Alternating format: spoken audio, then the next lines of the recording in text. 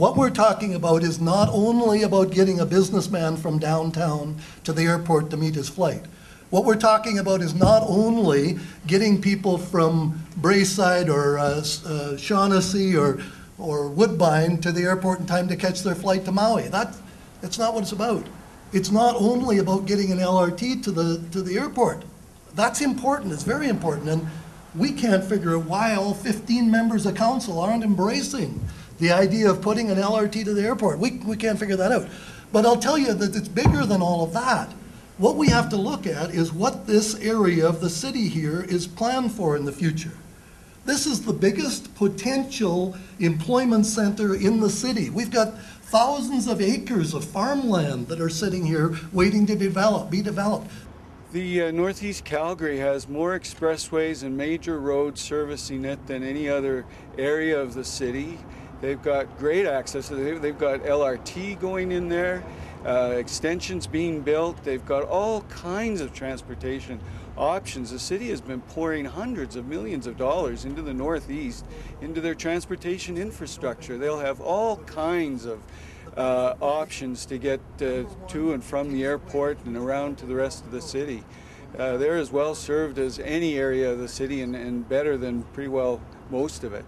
So I don't buy any of this, that they need a $500 million tunnel under a runway that goes right now to an empty field. If you go up there, what do you see? It's an empty field. We want to diversify our employment, don't we? And we're going to be in a position where we're going to have to say, sorry, we don't have the road capacity, the transportation capacity to allow you the density you want for your factory or whatever.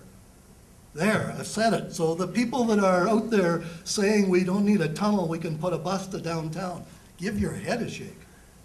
If I could finish that. I know they want this tunnel and they're trying very hard. We've asked the federal government for money. We asked the province for money. No, they all said no. So we're left to do all this on our own. $500 million is a lot of money to come up with, and we don't have it. All they could do was find $123 million. That gets you into the ground, but it doesn't get you out. And it's a pretty deep hole to sink a lot of money into if you can't get out the other side. I would say it's less about the numbers than it is about the agendas. And the agendas are that there's other individuals have a different set of priorities than the airport region and the ability to get to the airport. And so it's easier to snag on to ballpark figures and throw them out there than to do an actual cost estimate.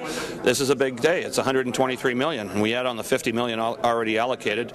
$173 million. I think we're far enough along that we need to have a serious look at this. Well, I'm very supportive of what Alderman Stevenson's come up with here, and I'm delighted that he's found the money. Well, I think it's good news, and I think it's important that we continue to push this. I mean, I asked the question that so far I haven't seen anybody ask.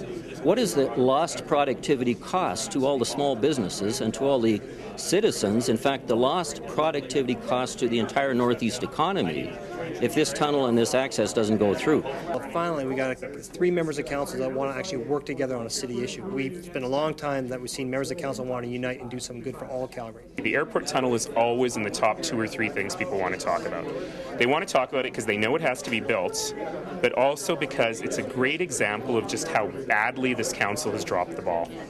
This tunnel has been in the Calgary Transportation Plan since 1995. We have known for 10 years that we've got to put the money together for this tunnel, and council has resolutely refused to fund it. This is a $500 million project. Let's be honest with the public about this.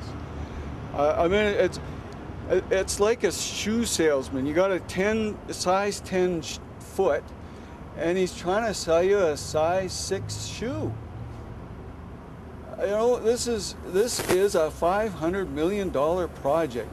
If you're committed to it, that's what it's going to cost the taxpayers of this city, and we don't have the money. And these folks are trying to pretend that it's not going to cost you $500 million. It's called bait and switch, because it is $500 million. That's the full cost of this project.